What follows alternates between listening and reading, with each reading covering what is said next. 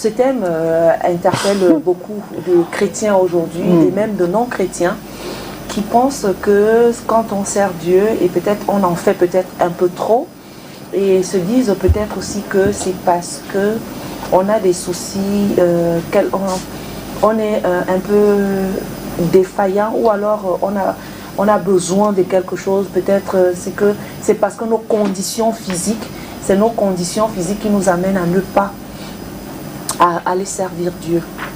Pour ce thème d'aujourd'hui qui parle de la... Pourquoi penser que Dieu, c'est l'affaire des pauvres? Voilà. Oui. Bonjour à tous ceux qui nous regardent de près ou de loin. Soyez bénis au nom de Jésus.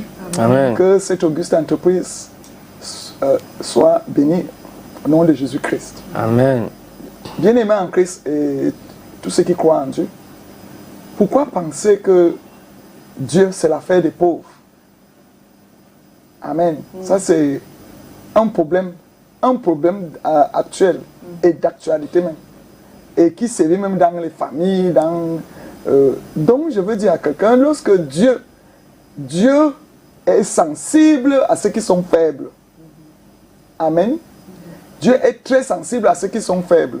Et ceux qui sont faibles, on peut toujours parler des pauvres. Puisque dans la Bible, le mot pauvre vient plusieurs fois. Mais la pauvreté, selon Dieu, n'est pas seulement matérielle. Oui. Dans la Bible, la parole de Dieu aborde la pauvreté matérielle et financière. Mais quand Dieu parle de pauvre, amen, c'est la pauvreté en esprit. C'est-à-dire, tous ceux qui sont sur la terre, à l'éternel, la terre, ce qu'elle renferme, le monde et ce qui l'habite, tous ceux qui sont sur la terre doivent être informés de l'affaire de Dieu. Quand tu n'as pas l'affaire de Dieu, tu ne connais pas ça, tu es païen, tu vis à la je m'en fous, tu n'es au courant de rien. Mais entre parenthèses, tout le monde connaît Dieu. C'est seulement que les gens font les défis à Dieu. Ils font les défis. Donc la pauvreté ici, c'est la personne qui ne connaît pas Dieu. Que c'est mon créateur, c'est mon rédempteur, c'est ma source de vie, c'est celui qui a tout créé, c'est celui qui est le tout-puissant, c'est celui qui est la source de la science, la source de la sagesse, de l'intelligence et de tout ce qui existe. Amen. Donc, quand tu n'as pas la connaissance de qui a créé l'univers, tu es pauvre. Donc, c'est les pauvres en esprit. Toutefois, Dieu n'a pas oublié les couches vulnérables. Il y a d'abord, entre parenthèses, la parole de Dieu dit que les riches de maintenant ne sont pas des pauvres de maintenant. Nous sommes sur le plan spirituel, matériel et financier. Oui, et que les pauvres de maintenant ne jalousent pas les riches de maintenant. Parce que dans un temps de la moitié d'un autre temps, c'est vous qui serez les riches. Salomon a dit que quelque chose l'a étonné sur la terre. Un esclave qui devient roi de son maître. Amen. Donc, la pauvreté dont on parle aujourd'hui est très remarquable, surtout sur le matériel. Parce qu'on voit que les gens qui accourent dans l'église, c'est les gens démunis, entre parenthèses. Et il y a une mentalité de ce qu'on appelle les riches, qui pensent que ceux qui vont vers Dieu, c'est parce que la misère a atteint l'apothéose. Et ils vont à l'église parce qu'ils n'ont rien à faire, ils sont au chômage, l'église les console là-bas. On va te poser la question, tu fais quoi avec le pastorat? Hein? Tu vas aussi à l'église? Or, Dieu, lui, il sait que à tous les niveaux, on est pauvre véritablement. Chacun est pauvre sur la question de Dieu. Et chacun a besoin de la consolation de Dieu. Aussi riche qu'on sera, on a toujours besoin de Dieu. Amen. Donc, il faut que ça s'arrête de penser que c'est les pauvres qui sont beaucoup affectionnés par les affaires de Dieu. Ça concerne tout le monde. Amen. Non, c'est vrai que ça concerne tout le monde, prophétesse, mais est-ce qu'on ment? Bon, pas que est-ce qu'on ment. Est-ce que les gens... Est-ce que quand on dit que c'est le pauvre qui part, qui cherche beaucoup Dieu, vous l'avez dit vous-même, hein? Le riche pense que si les pauvres vont vers Dieu, c'est parce que le niveau de famine, le niveau de pauvreté a dépassé le seuil. C'est ce qui est. Quand quelqu'un est riche, il a l'impression qu'il est comblé. Il se lève le matin, il y a le petit déjeuner pour se déplacer à la voiture, il n'a pas faim. Qu'est-ce qui peut l'amener peut-être vers Dieu, par exemple? Par exemple. C'est dur. Voilà pourquoi dans la Bible, j'ai lu quelque part, il serait difficile à un riche d'entrer dans le royaume des cieux. Non, un pauvre d'entrer dans le royaume des cieux qu'à un riche d'entrer dans le trou d'une néglige, quelque chose comme ça. Non, il est facile. Il est facile à un chameau d'entrer dans le trou d'une aiguille. D'une aiguille qu'à un riche d'entrer dans le royaume. Voilà, merci. Donc pour dire qu'il est difficile aux riches d'entrer dans le royaume des cieux. Là-bas, c'est sur le plan spirituel. Et c'est vrai. Même physique. J'aborde. Amen. Amen. Je nous dis, il y a quelque chose que Dieu déplore sur la terre. Dès que Dieu bénit quelqu'un qui a même prié, il y a des gens qui ont prié, jeûné. Dès qu'ils ont été bénis, ils ont commencé à être les ennemis de Dieu. Ce n'est pas général, hein, parce qu'il y a les riches véritablement qui adorent Dieu, qui cherchent Dieu de tout leur cœur intégralement. Nous voyons le cas de Zachée. Zachée était riche. Zachée dans la Bible, où Jésus-Christ a dit, Zachée, ne te dérange pas, le salut entre dans ta maison. Donc il était riche, il cherchait Dieu avec son cœur, de tout son cœur. Mais maintenant, il y a des gens, dès que Dieu bénit quelqu'un, le premier ennemi à battre, c'est toujours la personne là abat Dieu. Donc il devient l'ennemi de Dieu. Parce que le riche, c'est une personne qui est nantie, une personne qui a la suffisance. Il a tout, il ne lui manque presque rien sur le plan charnel. Sa chair a toutes les satisfactions. Nous regardons l'histoire dans Matthieu 19, l'histoire du riche homme. Le riche homme. Oui. Donc on trouve encore ça dans Luc 16. Donc nous remarquons que dans l'histoire là, le riche n'a même pas fait attention qu'il y avait un pauvre devant sa maison. Il sort avec ses voitures, rentré. Bon. Le riche n'est pas attentionné. Le riche n'a pas le temps de Dieu. Ça, c'est la vérité. Le riche croit que ceux qui vont dans les temples, c'est des gens qui mendient, c'est des gens des ratés, c'est des gens qui ont comme profession seulement l'église. Or, ce n'est pas ça. Donc, dès qu'une personne est bénie, dès qu'une femme stérile a déjà les enfants, elle oublie l'église. Dès qu'une jeune fille, une femme se marie, un homme se marie, elle oublie qu'elle faisait les jeûnes de 100 jours à sec pour avoir le mariage là. Et dès qu'elle se marie, elle oublie Dieu. Et c'est comme ça dans 1 Corinthiens 7, là où Paul parle de l'impudicité, il dit il n'y a que les vierges et les veuves qui sont entièrement à Dieu, parce que dans Timothée, il est écrit dans Timothée 5,5, il dit la veuve doit être adonnée aux prières, aux jeûnes, amen, et rester à l'église pour intercéder. Et c'est le cas de la jeune fille, la jeune fille vierge. Donc elle s'occupe plus des affaires de Christ. Or, celle qui est mariée, c'est moins. Elle s'occupe des tâches pour combler son mari. Donc, le riche n'a plus le temps. La personne qui est bénie, nous voyons ces gars même souvent. Et oui, la personne qui est bénie s'en fout éperdument des affaires de Dieu. Imagine un gars qui sort au lycée, il entre à l'université, il a la licence, la maîtrise, même le doctorat, il entre à l'ENAM, il a une vie nantie, il tombe dans un poste nanti. Donc, dis-lui un peu de jeûner, de prier. Il ne connaît pas ça dans son vocabulaire. Donc, je t'exhorte en ce matin que pauvre, véritablement, c'est un esprit. Parce que tu refuses de reconnaître l'existence de Dieu. Amen. Donc, nous devons arrêter ces bavures de voir les autres comme des chiens. Tu vois, Jésus-Christ, il raconte une histoire où, parce que les riches, lorsqu'ils organisent les fêtes, ils invitent toujours rien que les riches. Or, ils ne sont pas affamés. Les riches ne vont pas aux invitations de mariage, de dot, de funérailles. Ils ne vont pas.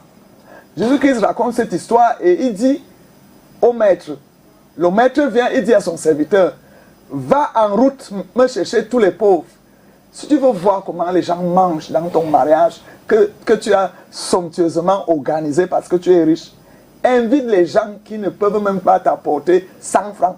Tu vas voir comment ils mangent avec appétit. C'est cela que Jésus-Christ avait fait part. Donc, les boiteux, les estropiés, les misérables, les sans-abri, les affamés. Amen. C'est eux qu'on invite dans les fêtes. Oh, le riche invite seulement le riche. Et la nourriture va à la poubelle. Voilà. Tu vois. Parce qu'ils méprisent la nourriture. Ils ne savent pas que la nourriture, c'est une bénédiction. Amen. Parce que Jésus-Christ lui-même remarquait que les gens avaient faim. Et il faisait attention. Dieu fait attention à ceux qui sont faibles. Et une des faiblesses, en attendant que tu deviennes riche, c'est la pauvreté. La pauvreté matérielle, financière, tout ça. Donc, Dieu fait attention d'eux. Ce qui fait qu'ils subissent les moqueries.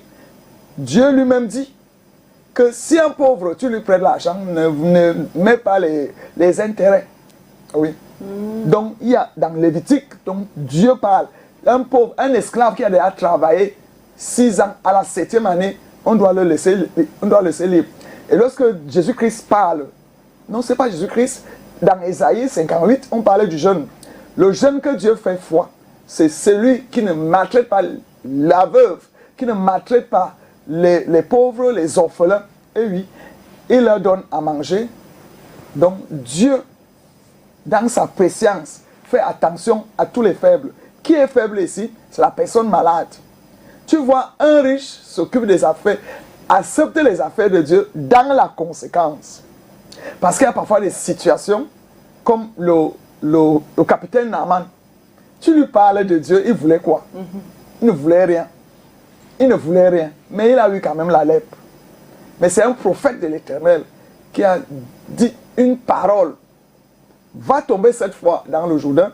Nous avons vu le capitaine qui a été guéri. Il voulait maintenant prendre tous les offrandes, oubliant que la loi de l'Éternel, dans Lévitique, il dit, pour un lépreux, on ne doit pas prendre ses offrandes.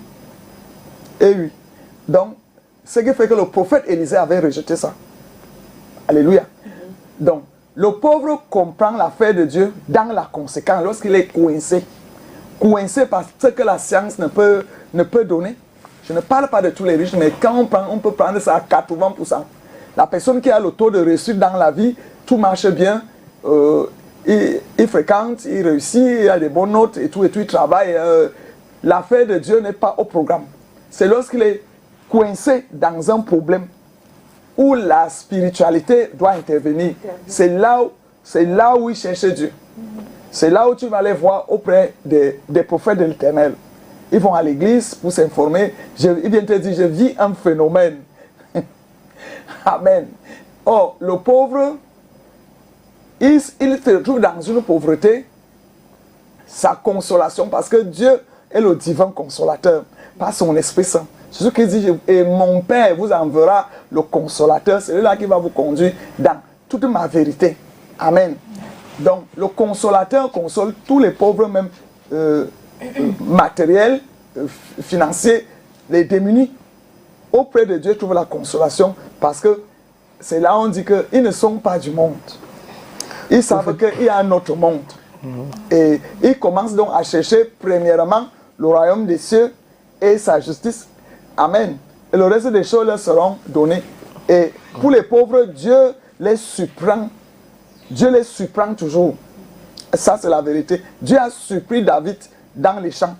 Il était un gardien de moutons, de bœufs. Dieu l'a surpris avec la prospérité. Il est devenu quand même roi. Amen. Dieu a surpris Salomon. On n'a jamais fait état de Salomon. C'est un enfant adultérien qui restait derrière la maison du roi. Il ne mangeait jamais à table avec les autres fils fidèles. Donc Dieu a surpris aussi Salomon. Et quand Dieu l'a surpris comme ça, il a encore béni. Nous connaissons l'histoire que Dieu lui a donné tout genre de prospérité dominante, royale, glorieuse, imposante, incomparable. Et nous savons, lorsque Salomon est devenu riche, amen, prospère, il a déshonoré Dieu. Et il y a eu une conséquence. Exact. Amen. Donc, la richesse a de la valeur rien qu'en Dieu. Lorsque nous regardons le riche homme, il dit au Seigneur Jésus, moi je respecte tous les 10 commandements, j'irai au ciel.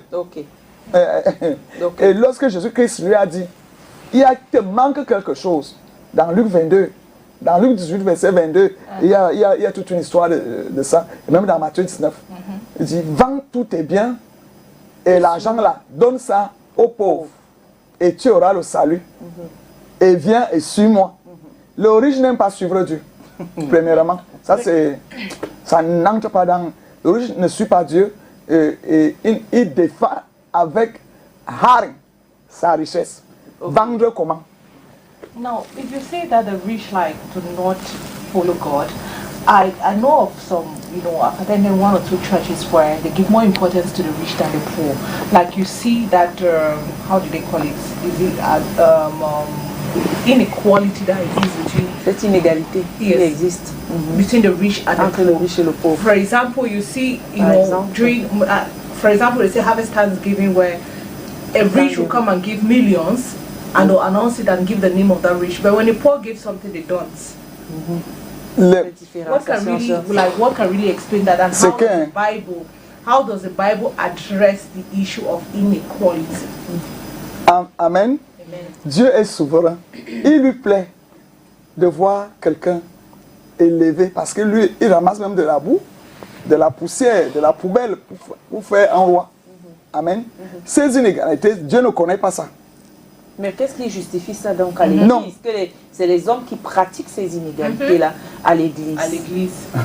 Ça, c'est les gens qui sont encore, ils ne sont pas encore brisés. Ils sont encore charnels. Je vais te dire quelque chose. La chair que tu veux honorer là, reste calme. Le type là est ton ennemi. Parce qu'il va rentrer sur son homonyme qu'on appelle la terre. Il sera transformé en terre. Les pourritures, les asticots, tout ça. Il te restera ce qui est éternel en toi. Qu'on néglige plus dans la vie, c'est notre âme. Amen. Donc, les inégalités ne servent à rien. C'est encore les gens charnels, ceux qui sont à l'église et qui pratiquent. Ils n'ont pas encore été brisés. Il faut le brisement. C'est-à-dire, mépriser tout ce qui est charnel, parce que c'est éphémère. Et ça nous cause trop de problèmes, ça nous empêche, la chair nous empêche d'entrer au paradis spirituellement. Vous voyez? Mais l'être humain idolâtre le corps. Il faut que je le lave, il faut que je le nourris, il faut que je ne me frotte pas à ceux qui sont encore sales là-bas, parce qu'ils considèrent que les pauvres sont sales. Il y a les leaders à l'église, que s'il y a de distinguer les chaises. Tu as les personnalités dans ton église. Ce ne sont pas les brebis. Il faut aussi voir ce que les hommes de Dieu font. Ils mettent les chaises VIP pour les personnalités. Pour les gens nantis. Et le reste des chaises en plastique ou bien les bancs. Débrouillez-vous là-bas, c'est vous ma terre. Mais pour vous dire, est-ce que même au ciel, il n'y a pas les personnalités?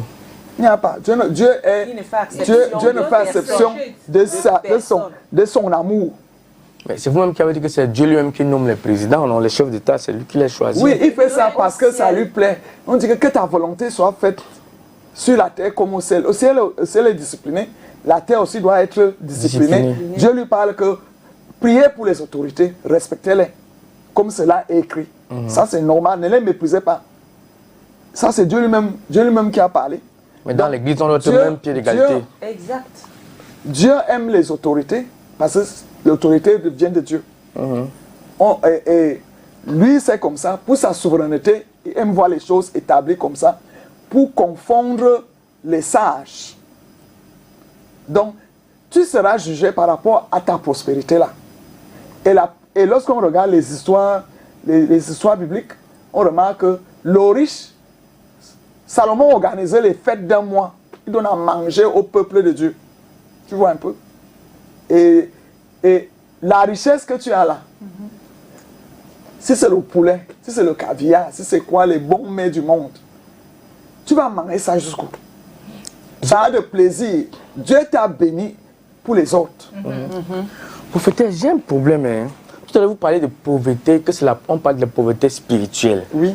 Bon, d'un autre côté aussi, il y a aussi la pauvreté physique. Est-ce qu'il n'y a pas la corrélation entre les deux pauvretés-là? Est-ce que c'est pas Tout presque ça la même glorifie chose? le nom de Dieu. Voilà, parce que tout à l'heure, même là, comme vous l'avez dit, parler de Salomon, Salomon dit que, la Bible dit que Salomon est l'homme le plus riche de tous les temps.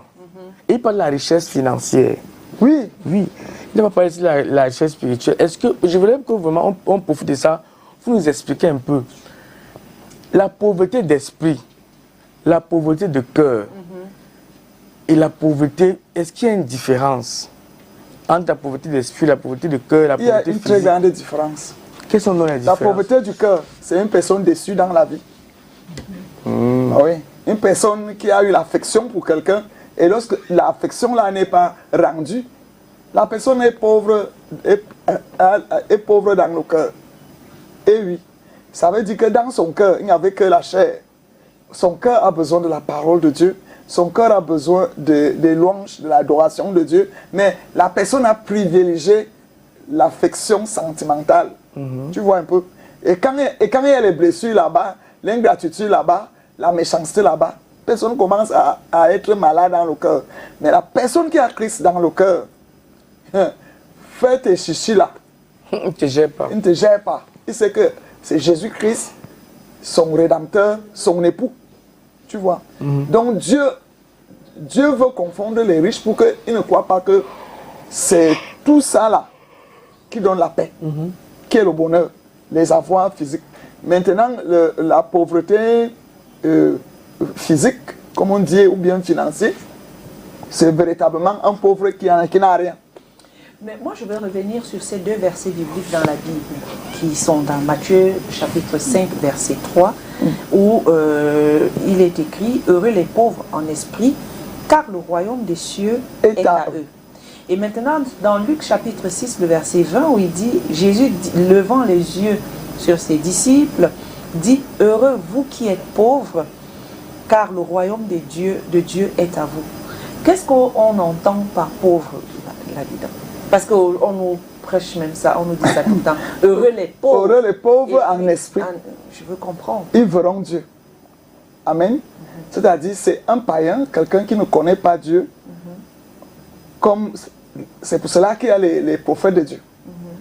Pour guérir les pauvres en esprit. Et on peut croire qu'on connaît Dieu, pourtant on ne le connaît pas encore. Vous voyez? Donc les pauvres en esprit, ils verront Dieu heureux. Donc, dès qu'un pauvre en esprit a accepté Dieu, a cru au Seigneur Jésus-Christ, la personne a déjà le bonheur. Tu verras une maison affamée, mais dans la maison là, on élève des louanges. Et ils ont déjà un bonheur spirituel. Ils ont déjà un bonheur spirituel. Donc, et ils espèrent au paradis. Ils espèrent au paradis. Ils ne doutent pas. Ils ont l'espérance que même si en ce moment, ils n'ont rien, ils ont quand même le paradis. Donc voilà le pauvre en esprit qui est sauvé et a déjà la promesse du paradis. Et quand Jésus-Christ disait, heureux vous qui êtes pauvres. Les pauvres là, c'est les gens qui ont tout abandonné. Amen. Ils ont tout abandonné parce que Jésus-Christ dit, c'est lui qui abandonne son père, sa mère, son frère, son mari, sa femme. Et qui me suit est digne de moi. Amen. Donc, ils ont déjà tout abandonné. C'est ça qu'on appelle une vie consacrée à Dieu. Ils ont déjà tout abandonné et se sont attachés à Dieu. Et ils n'ont peur de rien. Ils savent que la chair, c'est rien. Tout ceci qu'on voit ici, le manger, le boire, les habillements, les voitures, tout ça, c'est rien. Parce que les apôtres ont tout abandonné pendant 3 ans. Ils avaient leur métier, ils étaient pêcheurs. Il y avait les ministres des Finances avec eux. Oui. Voilà, mais il dit aussi dans Ésaïe chapitre 11, verset 4, que il jugera les pauvres avec équité et il prononcera avec droiture sur les malheureux de la terre. Il frappera la terre de sa parole. Et puis on va sur Ésaïe toujours 14, verset 30, qui dit « Alors les plus pauvres pourront paître et les malheureux reposer en sécurité. » On repart encore dans le psaume 12, verset 6, qui dit parce que les malheureux sont opprimés et que les pauvres gémissent, maintenant, dit l'Éternel, je m'élève et j'apporte le salut à ceux contre qui l'on souffle. Oui, les gens croient que si tu es pauvre, Dieu ne va pas te juger. Parce que les pauvres méchants, ils sont misérables, ils sont pauvres, ils ont faim, mais ils font la sorcellerie. Sache que tu seras jugé. Ça, c'est la vérité. Et dans ce cas, le Seigneur a envie de dire que Dieu est amour. C'est-à-dire, il ne connaît pas l'injustice. C'est comment juger les pauvres dans les œuvres de la pauvreté qu'ils ont peut-être vécues. Mais je vais dire à quelqu'un, tu ne peux pas commencer pauvre et mourir pauvre si tu as connu Dieu. Amen. Voilà, je crois qu'on va faire un tour du côté de Yaoundé pour le Vox Pop avec Monsieur Thierry Andre au micro, à la caméra. Certaines personnes pensent que la pauvreté est plus rapprochée de Dieu et que les pauvres sont des personnes qui s'intéressent beaucoup plus à Dieu par rapport aux riches. Et ça, on peut le dire parce que le riche pense qu'il n'a plus besoin d'un appui quelconque, alors que le pauvre, lui, pense qu'il a besoin d'une providence qui doit l'aider au quotidien à adresser les problèmes qu'il a. C'est pour ça que certains pensent que je suis déjà riche, donc je n'ai plus besoin d'apport quelconque, que Dieu n'est rien, c'est pas Dieu qui m'a donné mes richesses, donc je n'ai pas besoin de faire recours à lui. Mais le pauvre, lui, pense toujours qu'il y a une providence qu'il a créée et qui doit l'aider au quotidien. Donc je pense, moi, également, que on a toujours besoin de Dieu, qu'on soit riche ou pauvre, parce que devant la mort, il n'y a pas de pauvre ou de riche. Ok, parler de Dieu pour moi, déjà, ce n'est pas une affaire de pauvres. Et ceux qui pensent comme ça, moi je trouve que c'est parce qu'ils vivent dans l'ignorance. Parce que quand tu as la connaissance de la parole de Dieu, tu ne peux pas dire certaines choses. Donc moi, ma réponse pour ça, c'est que c'est l'ignorance. C'est tout. Ça, je suis plutôt embarrassé de vous donner une réponse, mais je vous dirais que ce que je pense d'une telle affaire ou attitude, c'est qu'il y a une erreur grossière dans la tête de ceux qui le disent. Ceux qui le disent savent que quand on souffre, on tend la main. Et tendre la main, généralement, on tend à celui qui peut donner. Et on tend donc à Dieu parce que on pense qu'il peut donner. Et ça veut dire déjà que ceux-là croient en Dieu. On se comprend là? Oui. Ça veut dire que ceux-là croient en Dieu, sinon ils ne pourraient pas tendre la main en Dieu. Et la tendance de ne pas penser que Dieu est l'être suprême, de ceux-là qui ont les moyens, peut être d'une certaine manière justifiée. Ceux-là ne sont pas dans le besoin. Ils ont autour d'eux tout ce dont ils ont besoin, presque tout ce qu'ils ont besoin. Ça fait donc que le besoin ne se faisant pas sentir, n'étant pas dans la souffrance, la tendance de ne pas croire à quelqu'un qui est au-dessus est moindre. Hein? C'est un avis personnel. Hein? C'est bien cela. Mais on trouve tout de même, hein, ce n'est pas tous ces gens riches qui ne pensent pas à Dieu, qui ne croient pas en Dieu. Il y en a qui le croient, mais pour être franc, très peu pensent à Dieu. Peut-être qu'ils croient, mais ils ne prient pas. Je ne suis pas d'accord que c'est une affaire de pauvres parce que parler de Dieu, Dieu c'est pas seulement demander. Je me dis qu'ils se disent que c'est question pauvre parce que c'est la majorité. Quand on arrive à l'église, on voit beaucoup plus les pauvres. Et la société a déjà établi que aller vers Dieu, c'est uniquement pour demander. Et nous sommes tous d'accord que celui qui demande, c'est celui qui n'a pas. Et on se dit que demander, c'est seulement du côté des démunis. Mais non, même ceux qui sont riches ont aussi besoin de demander. Et Dieu n'est pas seulement dans le cadre de demander, Dieu aussi dans le cadre d'action de grâce, de remerciement. Donc, je ne pense pas que Dieu soit une affaire de pauvres. Dieu est une affaire de reconnaissance, d'amour et de paix. Et c'est ce que je voudrais dire à mon humble avis en fait. Voilà. Prophétesse, après cette réaction. Véritablement, chacun a réagi à sa façon et il n'y a rien qui n'est pas vrai dedans. Amen. Parce qu'on avait déjà tout relaté ici que ce n'est pas tous les riches qui s'en foutent de Dieu. Il y a les riches qui reconnaissent que ce que je suis, je le dois par la grâce de Dieu. Amen. Et je voulais seulement qu'on parle beaucoup que le riche n'est pas riche pour lui seul. Quand tu remarques que c'est un pauvre et que tu es riche, agis. Il faut soutenir, il faut appuyer. Amen. Donc les interventions sont véritablement authentiques. Okay. Someone is asking a question. If God is compassion, why would He allow the poor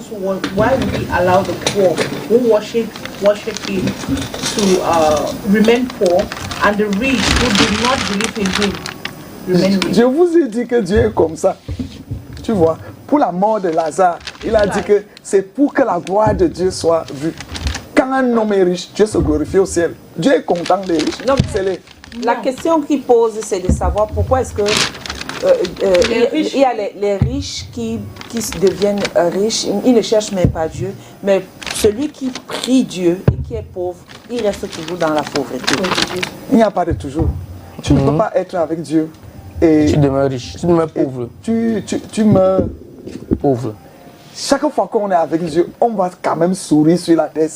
Ça, c'est la vérité. Amen. Bon, quand on prend l'histoire du pauvre Lazare, il ne dormait pas affamé.